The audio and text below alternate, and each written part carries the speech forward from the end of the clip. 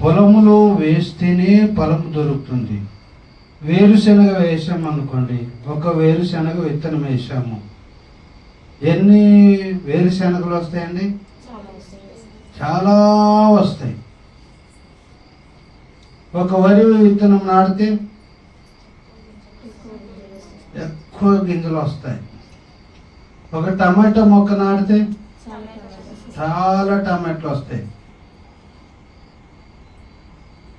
దానిమ్మ చెట్టు ఒకటి నాటితే చాలా దానిమ్మలు వస్తాయి. ఒకటి విత్తితే అనేకము వస్తాయి. ఒక పంట తర్వాత మరొక పంట విస్తారంగా పండుతుంది. ఫలించాలన్నదే దేవుని కోరిక, మరి ఎక్కువగా ఫలించాలన్నదే దేవుని యొక్క ఆశ. మనము ఫలించాలి, ఆశీర్వదించబడాలి, మనము హెచ్చించబడాలని. ఫలించకపోవటానికి కారణాలు ఏంటో తెలుసా? భూమిలో ఒక విత్తనము నాటితే అనేకమైన పంట వస్తుంది. ఒక ఎకరము వరి నాటితే ఎన్ని సంచులు అవుతాయో తెలుసా అండి మీకు? ఎన్ని సంచులు వస్తాయి చెప్పండి? చాలా కాదు, ఎన్ని సంచులు? 30, 20. వేసిన దాన్ని బట్టి, ఎరువు వేసిన దాన్ని బట్టి 40 నుండి 60 దాకా వస్తాయి. హల్లెలూయా, హల్లెలూయా. 40 నుండి 60 దాకా వస్తాయండి. బార్డర్లో హొలగొండ అని ఒక ఊరు ఉంది. అక్కడికి నేను వెళ్తూ ఉంటాను. వెళ్ళినప్పుడు విస్తారంగా వరి పంట పండుతుంటుంది.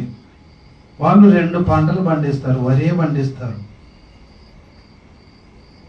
కారణం ఏంటంటే చక్కగా సాగు చేస్తారు.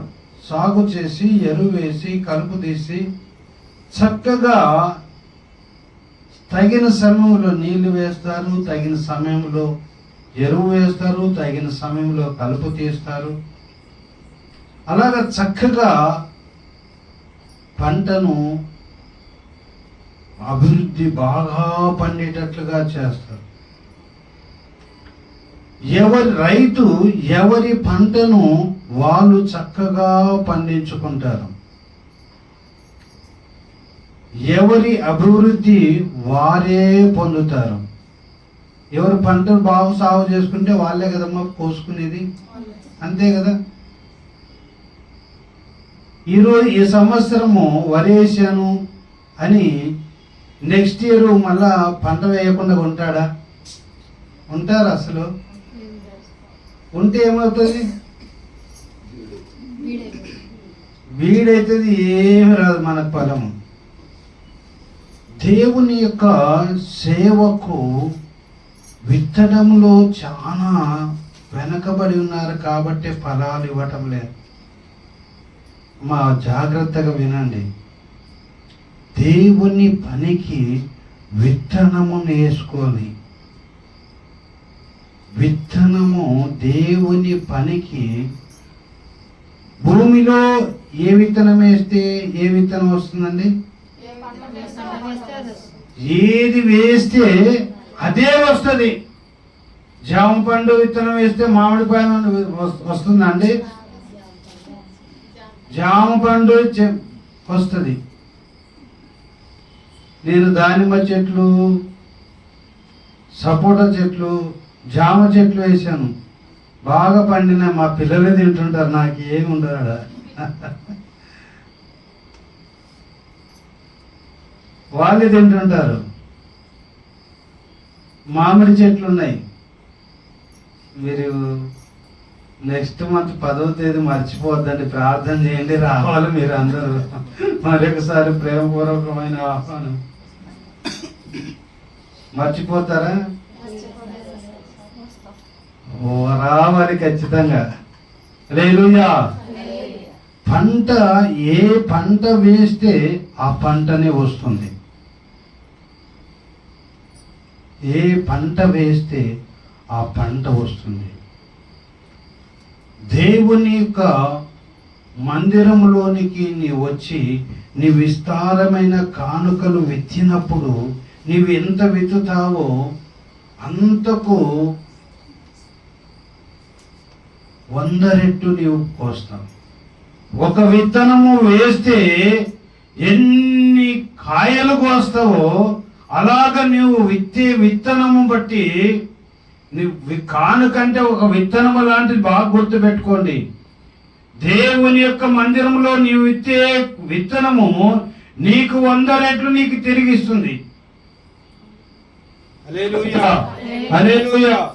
నీవు విత్తే విత్తనము 100 రెట్లు తీసుకొని వస్తుంది నీ దగ్గరికి. భూమిలో వేసిన విత్తనం కనపడుతుందండి? కనపడదు. కానీ ఒకరోజు నీకు కనపడుతుంది. హల్లెలూయా. ఒకరోజైతే నువ్వు వేసిన విత్తనము పైకి వచ్చి, అమ్మా నువ్వు ఈ విత్తింది ఒకటే, ఇదిగో చూడు నేను నీకు ఎన్ని ఇస్తున్నాను, ఇదిగో ఎన్ని జామ పండ్లు ఇస్తున్నాను, ఇదిగో ఎన్ని దానిమ్మ పండ్లు ఇస్తున్నాను, ఇదిగో ఎన్ని వరి ఇస్తున్నాను, ఎన్ని సంచులు వరి ఇస్తున్నాను, చూడు చూడు నువ్వు ఇచ్చింది ఒక్కటే, నువ్వు ఇచ్చింది ఒక్కటే, ఇదిగో చూడు చూడమ్మా చూడు ఎన్ని నీకు ఇస్తున్నానో చూడు అంటుంది.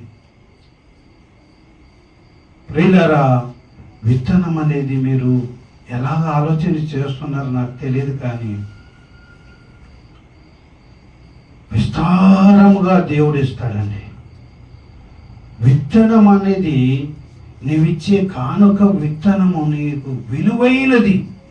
విలువగా ఎంచు నీ మనసులో. అమ్మా నువ్వు వేసేటప్పుడు ఈ విత్తనము ఇది 100 రెట్లు తిరిగి నా దగ్గరికి వస్తుంది. హల్లెలూయా. ఈ విశ్వాసంతో వేయండి అమ్మా. ఎప్పుడు వేసినా నువ్వు ఎంత వేసినా అది నీకు 100 రెట్లు నీకు వస్తుందని మాత్రం విశ్వాసంతో వేయి. భూమిలో వేస్తేనే ఒక విత్తనము నీకు 100 రెట్లు ఇస్తే, దేవుని మందిరములో వేసే విత్తనము నీకు ఎన్ని 100 రెట్లు వస్తుందో నేను చెప్పలేను. ఈ విశ్వాసం మీరు మీ మనసులో ఉంచుకోండి. విశ్వాసముతో విత్తండి. అయితే దేవునికి ఇస్తున్నామనే విత్తండి, సేవకునికి ఇస్తున్నామని విత్తొద్దండి. సేవకునికి ఇచ్చేది సపరేట్ ఉంది. సేవకునికి ఇచ్చేది కృతజ్ఞత కానుక, దేవుడు మీరు మేలు చేసిన కానుక. ప్రతి విషయంలో కానుక దేవునికి సేవకునికి ఇవ్వాలని ఉంది వాక్యంలో. అది వేరు. మీరు దేవునికి ఇచ్చేది వేరు, సేవకునికి ఇచ్చేది వేరు. పండగ వస్తుంది, సేవకునికి ఎంతగా మీరు పండగలో మీరు చాలా మిమ్మల్ని గురించి చాలా గొప్ప చెబుతుంటాడు. నాకు చర్చిలో వచ్చి కూర్చుంటే అన్నీ ఇస్తారని నేను కూడా చూశాను. ఆమె పాస్టర్ అవ్వకే పెట్టింది అన్నం, మాకు పెట్టలే. నిజమే అనిపించింది. పాస్టర్ అయ్యి బాగా చూసుకుంటున్నారు కదమ్మా. చాలా వందనాలు, చాలా వందనాలు. దేవుని సేవకునికి ఇవ్వటం కూడా అదొక విత్తనమే. దేవుని సేవకుని విషయంలో మీరు చూపుతున్న ప్రేమ అది చాలా గొప్పది. అన్నం తెచ్చింది, పాయసం తెచ్చింది, టీ ఇచ్చింది. ఇది చాలా సంతోషమైందమ్మా, చాలా సంతోషమైంది. అది వేరు. ఆ విత్తనము కూడా నీకు ఆశీర్వాదం ఇస్తుంది. అది కూడా విత్తనమే. భూమిలో ఎన్ని రకాల పంటలు వేస్తారో అన్ని రకాల పంటలు మీకు ఇస్తుంది. భూమి ఇస్తున్నప్పుడు దేవుడు ఇవ్వడా మీకు 1000 రెట్లు ఇస్తారమ్మా. 1000 రెట్లు ఇస్తారు. హిందువులు ఒక మంత్రంలాగా జపిస్తారు. ఏంటో తెలుసా?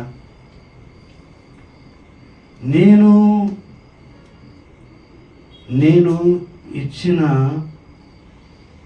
ఈ కానుక 1000 రెట్లు పెరిగి తిరిగి నా దగ్గరికి వచ్చినందుకు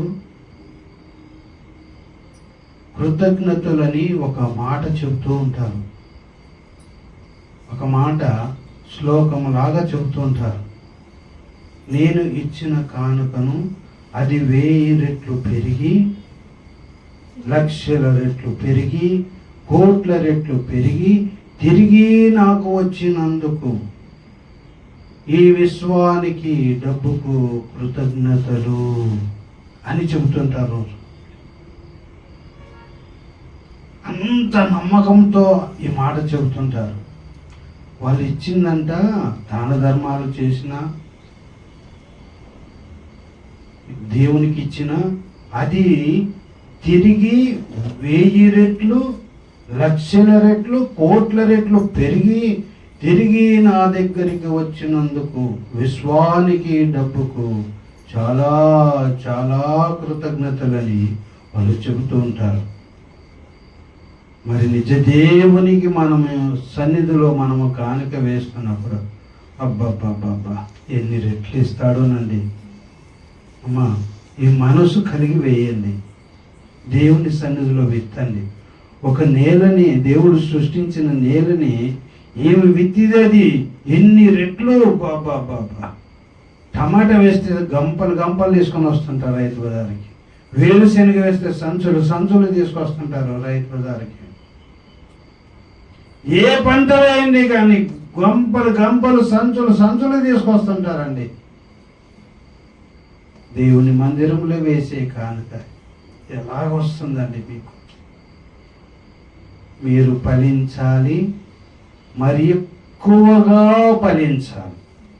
దేవుని కోరికది, దేవుని యొక్క కోరిక. మీరు ఫలించాలి, మరి ఎక్కువగా ఫలించాలి. భూమిలో ఏది వేస్తే ఆ పంట 100 రెట్లు మనకిస్తాం. దేవుని మందిరంలో వేసే కానుక అంతకు మించి వస్తుందని నమ్మండి, వేయండి. అనాలోచితంగా వేయొద్దండి. ఏదో వేయాలి కాబట్టి వేయాలని వేయద్దండి. ఇది నేను వేస్తే 100 రెట్లు నాకు దేవుడు తిరిగి ఇస్తాడని ఆ ఆలోచన కలిగి వేయండి. ఎప్పుడైనా కూడా, ఎక్కడైనా కూడా ఎప్పుడైనా కానీ అలా వేయండి. నేను వేస్తే ఈ మాటలను మర్చిపోవద్దండి జీవితకాలం. మేము వెతుతే అది 100 రెట్లు 1000 రెట్లు తిరిగి నాకు వస్తుంది, నా దగ్గరికి వస్తుంది. ఎట్లా వస్తుంది అన్న నీకు తెలియదు, నాకు తెలియదు.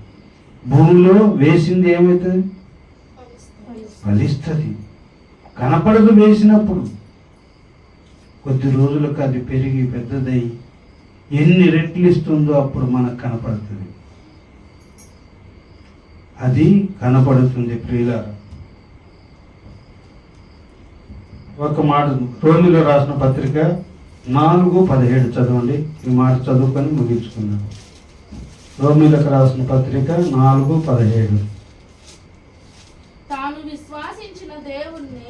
విశ్వసించిన దేవుని ఎదుట అనగా మృతులను సజీవులుగా చేయవలెను, లేని వాటిని ఉన్నట్టుగానే పిలుచువాడైన దేవుని ఎదుట అతడు మనందరికి తండ్రి అయి ఉన్నాడు. ఇందుని గురించి నిన్ను అనేక జనములకు తండ్రి గానిగా నియమించితిని. చాలండి.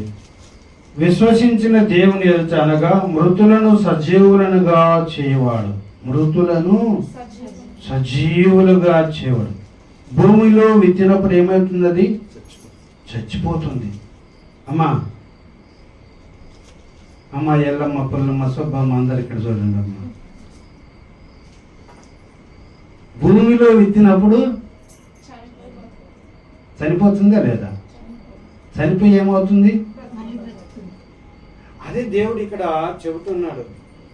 చాలా విలువైన మాట ఇది.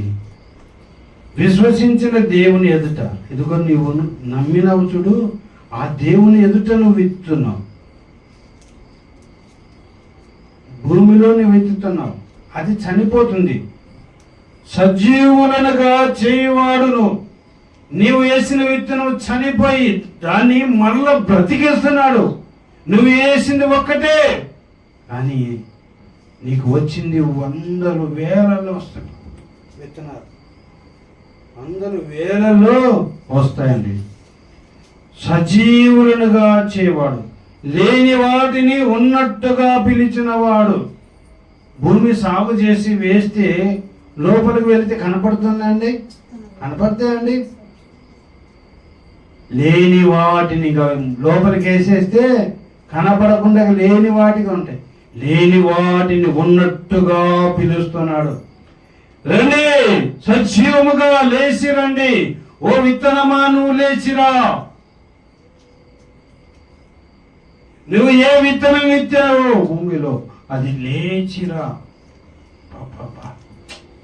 చూడండి, అసలు లేని వాటిని ఉన్నట్టుగా పిలుస్తున్నాడు దేవుడు. దేవుడు పిలిస్తే రాని విత్తనం ఏదైనా ఉందా? పైకి రాని పండు ఏదైనా ఉందా? మరి నువ్వు వేసిన విత్తనానికి రాకుండా నీ ఇంటికి రాకుండా ఉంటుందా? నీ ఇంటికి రాకుండా ఉండదు. అయితే నీవు వేసే మనసు, ఏ రైతైనా చూడండి, నేను వేస్తే పంట పండుతుంది, బాగా పండుతుందని వేస్తాడు, ఆశతో వేస్తాడు, నమ్మకంతో వేస్తాడు. నీవు నమ్మి విత్తు దేవుని సన్నిధిలో. ఎప్పుడైనా కూడా దేవుని సన్నిధిలో నమ్మి విత్తండి, నమ్మి విత్తండి. లేని వాటిని ఉన్నట్టుగా పిలుస్తాడని నీ ఇంటిలోనికి వస్తాయి. దేవుని ఆశీర్వాదాలు నీ ఇంటిలోనికి వస్తాయి. ఈ క్రిస్మస్ దినాల్లో మీ ఇంటికి వస్తాయి. హల్లెలూయా.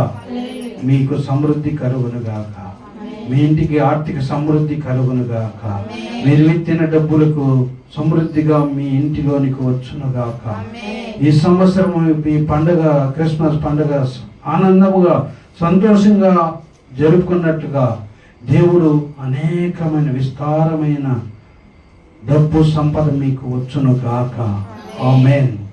ఈ అవకాశం ఇచ్చిన దైవ సేవకులకి కృతజ్ఞతలు తెలియజేస్తున్నాను.